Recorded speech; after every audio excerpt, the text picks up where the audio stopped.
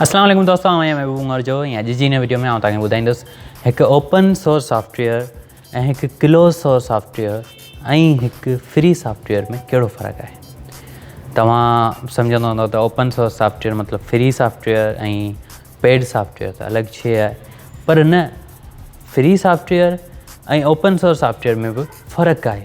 ऐं open source software जा केतिरा सारा फ़ाइदा आहिनि जेके असांखे फ्री सॉफ्टवेयर या वरी क्लोज़ सोर्स सॉफ्टवेयर में नथा मिलनि। त हिन वीडियो खे पूरो ज़रूरु ॾिसिजो। उमेद आहे तव्हांखे ज़रूरु पसंदि ईंदो ऐं तव्हांखे काफ़ी कुझु ॼाणण जे लाइ मिलंदो। अचो त शुरूआति कयूं।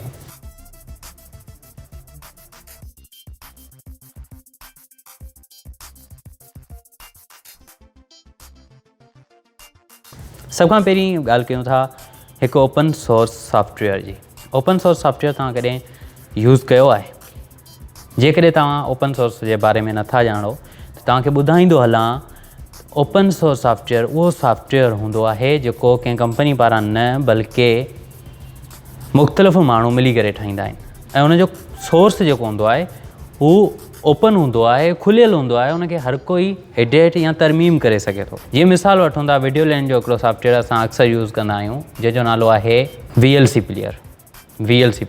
ठीकु आहे। सो VLC प्लेयर तव्हां मां तक़रीबन सभिनी दोस्तनि इस्तेमालु कयो हूंदो। हुन में काफ़ी सारा फीचर आहिनि। जेकॾहिं तव्हां चवंदो त हुन जे बारे में हिकिड़ी वीडियो ठाहे ॾींदुसि। ठीकु आहे। त हुन में कहिड़ा कहिड़ा फीचर्स आहिनि। हुन में तव्हां स्क्रीन रिकॉर्ड करे सघो था, हुन में तव्हां लाइव स्ट्रीम करे सघो था, वीडियो प्ले करे सघो था, ऑडियो आवाज़ चेंज वग़ैरह वग़ैरह काफ़ी खोड़ सारा फीचर्स आहिनि।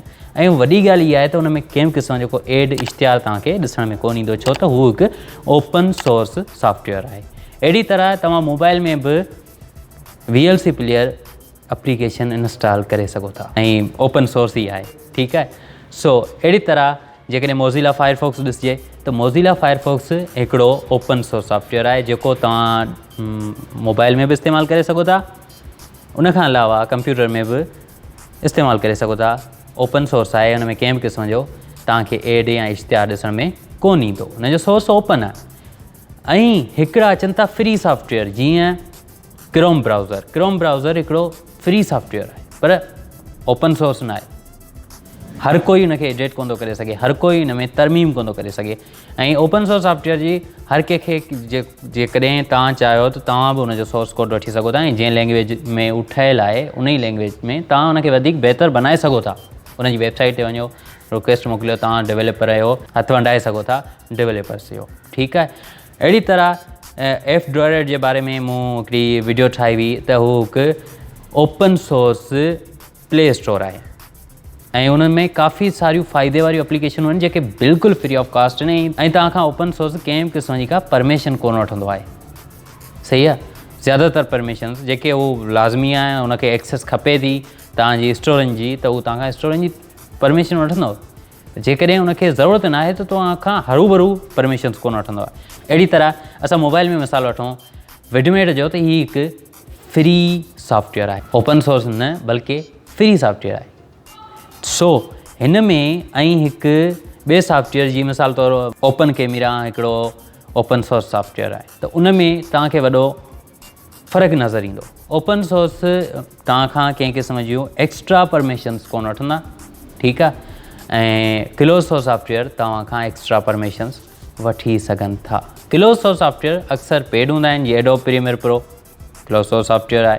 उनजी जाइ ते जेकॾहिं तव्हां हिट फिल्म लॻायो था, हिकिड़ो सॉफ्टवेयर आहे हिट फिल्म, थोरो मुश्किल आहे पर उन जहिड़ो ई आहे, त उन में हू सभई कम थी सघनि था जेके एडोब प्रीमियर प्रो में थींदा आहिनि, पर हू फ्री बि न बल्कि हू हिकु ओपन सोर्स सॉफ्टवेयर आहे। मतिलबु त ओपन सोर्स सॉफ्टवेयर काफ़ी फ़ाइदे वारी शइ आहे। असांखे फस्ट ऑफ ऑल जॾहिं असां को पेड सॉफ्टवेयर इंस्टॉल करियूं त उनखां अॻु गूगल ते लिखी करे सर्च करे वठूं त इन जे अल्टरनेट में को ओपन सोर्स सॉफ्टवेयर आहे। जेकॾहिं तव्हांखे को ओपन सोर्स सॉफ्टवेयर मिली थो वञे त भली ॻाल्हि आहे, छो त हू फ्री हूंदो।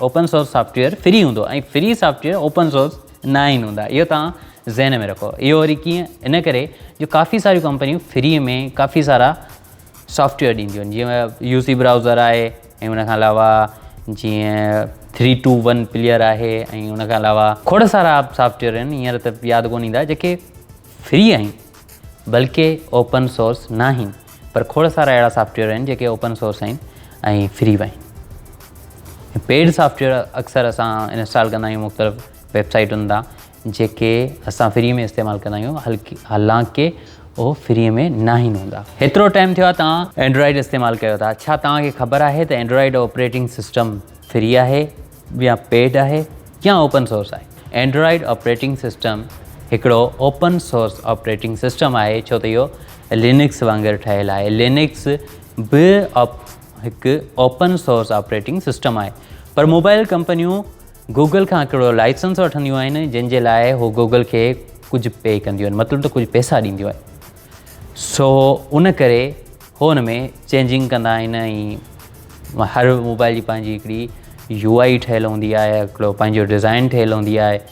ऐं तव्हां ॾिसो त Xiaomi जी डिज़ाइन अलॻि आहे, ओप्पो जी अलॻि आहे, वीवो जी अलॻि आहे, नोकिया जी अलॻि आहे, सैमसंग जी अलॻि आहे। सम्झी सघो था तव्हां, त उहो एंड्रॉइड त हिकिड़ो ई आहे, हुन में चेंजिंग छो आयूं आहिनि? इन जे करे जो हुननि जो लाइसेंस वरितलु आहे, हालांकि उहो ओपन सोर्स हूंदे बि गूगल कंपनी जी आहे। हिकिड़ो ऑपरेटिंग सिस्टम ओपन सोर्स हूंदे बि गूगल कंपनी जो आहे, त इहो जेको आहे सो असां क्लोज सोर्स बि नथा चई सघूं ऐं ओपन सोर्स ई आहे पर फ्री न आहे। अहिड़े नमूने कॾहिं कॾहिं ओपन सोर्स फ्री बि न ई हूंदा। सो ही हुई अॼु जी वीडियो, उमेद आहे तव्हांखे ज़रूरु पसंदि आई हूंदी। वधीक अहिड़ी वीडियोज़ जे लाइ मुंहिंजे चैनल खे सब्सक्राइब कयो। को बि सवाल आहे कमेंट में लिखो, हिन वीडियो खे अञा ताईं तव्हां लाइक न कयो त लाइक करे दोस्तनि सां ज़रूरु शेयर कयो। मिलां थो तव्हां सां अॻी वीडियो में, तेसीं ताईं ईंदा इजाज़त। अल्लाह हाफ़िज़, गुड बाय।